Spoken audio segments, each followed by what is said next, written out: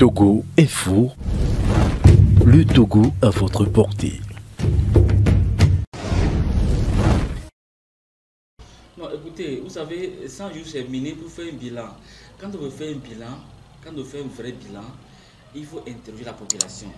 Il faut interroger. Moi, j'ai juste demandé qu'on fasse quoi? Mais qu'on recrute peut-être 100 jeunes, qu'on leur donne des fiches dans les domaines respectifs. Quand on parle du domaine respectif, les améliorations que Dame la ministre a apportées en 100 jours sur le plan sanitaire, sur le plan sécuritaire, sur le plan sécurité alimentaire, sur tous les plans. Donc les gens vont voir, les gens vont répondre. Donc on prend un échantillonnage de citoyens répartis sur l'ensemble du territoire, au moins 1000 personnes, qu'elles soient du monde paysan, du monde je sais pas, du monde bureautique ou du monde des affaires, etc. On prend en cascade 1000 personnes qu'on interroge. Déjà, et c'est de par leur résultat qu'on peut dire que en 100 jours, il y a beaucoup d'améliorations sur tel plan, sur les rentrées financières. Les citoyens ne se plaignent pas. Pour les recrutements de la fonction publique, il y a eu des concours qui ont été lancés. Tel nombre de personnes ont été recrutées. Pour les personnes âgées, on a mis en place des systèmes d'aide sociale, parce que ce n'est pas tout le monde qui cotise pour la sécurité sociale. Et lorsqu'on atteint l'âge de la retraite, qui est au Togo officiel à 55-60 ans, si on n'a pas de revenus, on vit mal. Et quand on vit mal, on a besoin d'être assisté. Alors quelle assistance, ou bien quel programme on a fait pour ces personnes-là, etc. Donc, si sur tout le plan, il y a quand même des avancées, alors on peut dire qu'en 100 jours, on a bougé un peu. Mais en dehors d'un bilan du genre, quand c'est de faire un bilan littéraire, n'importe qui petit, bon, écoutez, Dame ministre, tu as fait beaucoup, mais tout ça, c'est déjà au fond de nous que rien n'a bougé. Voyez-vous, les gens ont fait des promesses. On a vu le président Okunbo qui a dit je donne 6 mois pour changer le quotidien togolais. En 6 mois, les Togolais se sont appauvris davantage. Il n'a pas réussi. Lorsque Dame Adjamagbo, dans les 100 jours là, a été arrêté de façon hors norme avec Djossou, qui viole les libertés, lorsque la presse aussi a été également perturbée avec des arrestations, etc.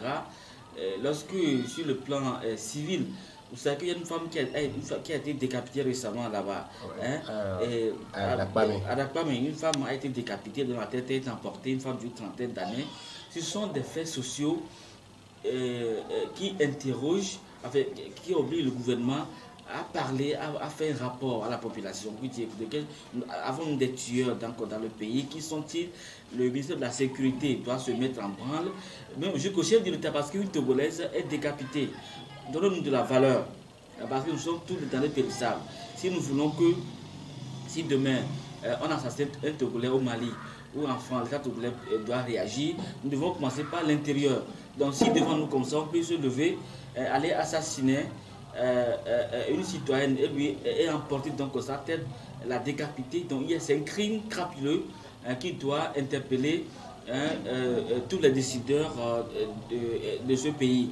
Et j'attends que le chef d'État, le ministère de la Sécurité, la mairie et les départements sécuritaires se mettent en branle pour que l'on puisse retrouver les coupables, parce que déjà nous avons peur. Parce qu'il y a des coupeurs de tête dans notre pays, donc il y a problème. On ne sait pas à qui le tour. Si l'on peut décapiter avec une certaine force, on a vu que, moi j'ai vu les images, c'est une décapitation rapide. C'est des gens qui ont un coupeur, je sais pas, une machine à couper, et puis on a découpé la tête d'une citoyenne togolaise. Ça fait très mal. Elle est togolaise, elle vote, elle participe à la vie sociale de notre pays. Donc c'est normal que l'État puisse très vite ouvrir les enquêtes et déplorer cela sur les antennes. Nous aimerions bien qu'au-delà des condamnations, l'on puisse ouvrir une information judiciaire et aider à retrouver éventuellement les coupables, parce que nous avons tous peur. Ça veut dire que nous avons des tueurs de la maison. Et lorsqu'il y a des tueurs de la maison, l'insécurité y règne. Donc on ne peut pas sortir, donc il y a péril.